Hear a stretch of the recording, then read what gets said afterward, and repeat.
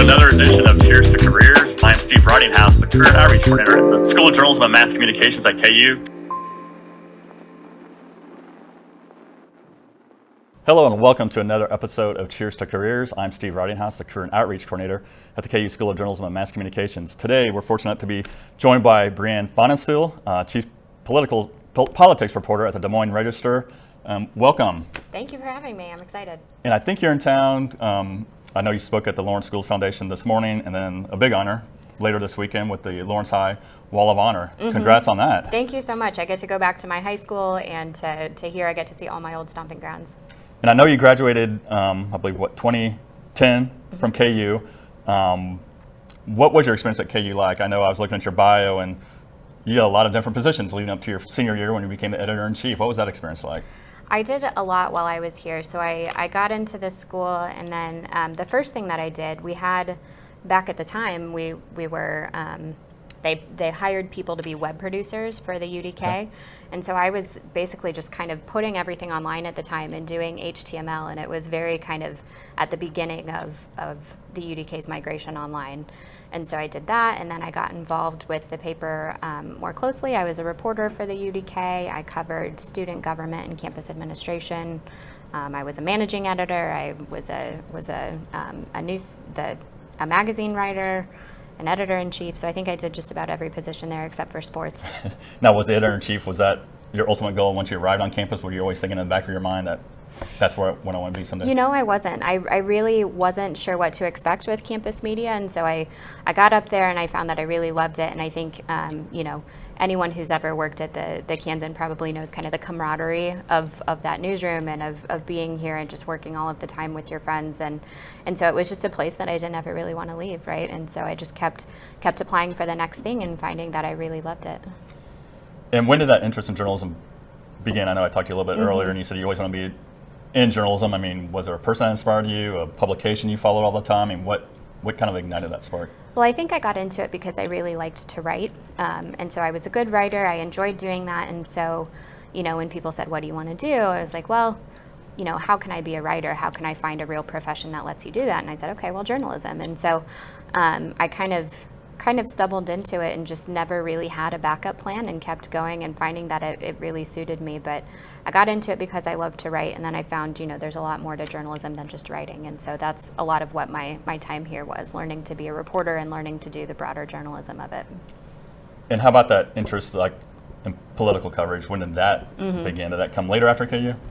I think I've always been interested in politics. I didn't know that I wanted to write about politics necessarily. I think, you know, everyone at some point wants to be a travel writer or to do something totally different. But I covered student government while I was here, and that was a lot of fun. And then I had some opportunities after college to try my hand at political reporting. I got a grant-funded position with the Kansas City Star to cover the 2010 midterm elections with them, and kind of just watching their political reporters work was so interesting and so fascinating. I would just sit in the newsroom and listen to them talk on the phone and be really inspired.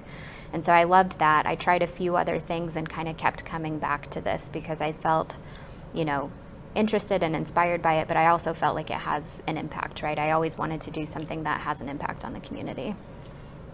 And I know at the J School we talk a lot about how data is being used for storytelling. I would figure that plays a big role in your coverage? Absolutely. So we use data kind of in two ways, right? So the data that we have internally about all of our work is enormous. You know, we track metrics on our website, so we track who's reading it, for how long, where they came from, where they're clicking out of, and how they're interacting with that piece of journalism online.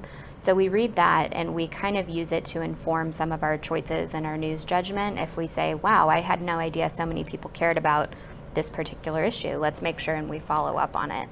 So we use data in that way to kind of inform the choices that we make as journalists.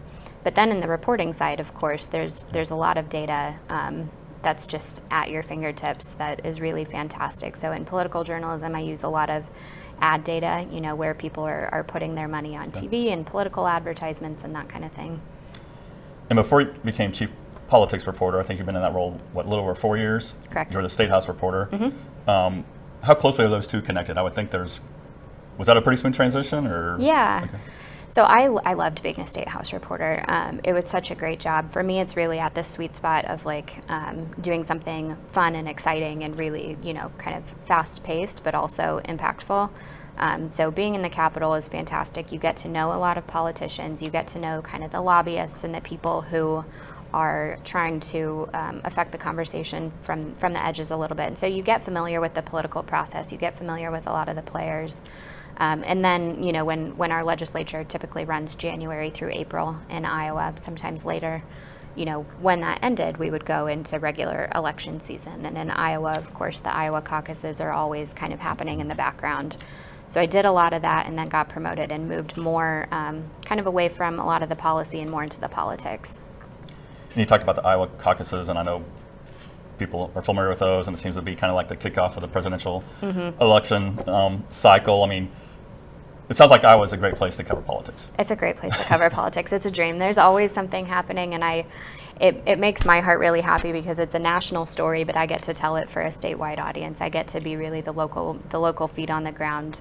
And people, when politicians come in, they want to meet with the Des Moines Register. They want to meet with the local media. And so we just get this incredible front row seat to everything. And so we're interviewing these people as they're coming in before they ever actually run. And it's always interesting, always exciting.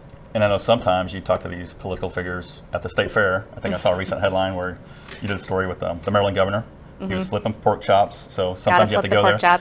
Gotta flip the pork chops when you're in Iowa.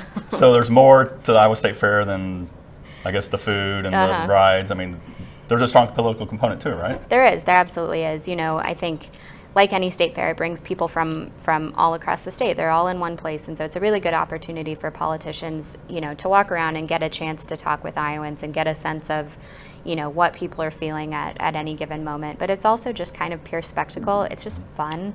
And so, we try to take advantage of that and not take ourselves too seriously, right? Like you're photographing a governor flipping pork. Yeah. Someone's eating something on a stick. So we try to convince the candidates to do like their interviews on the Ferris wheel or the sky glider or something. We try to have a little bit of fun with it, but they come next year will be huge. I think all of the Republicans running for president will probably be there next year. So this was just a ramp up to that. And did you have to apply for that chief politics reporter position, or were you doing such a great job in State House? Your editor said, "Hey, Abby, think about this." I applied for the job. The person who had it before me left kind of sooner than I ever expected. I didn't really ever expect that this job would open up because it's the kind of job that people have had for a very long time. There are some very well-known Iowa journalists who've had this title.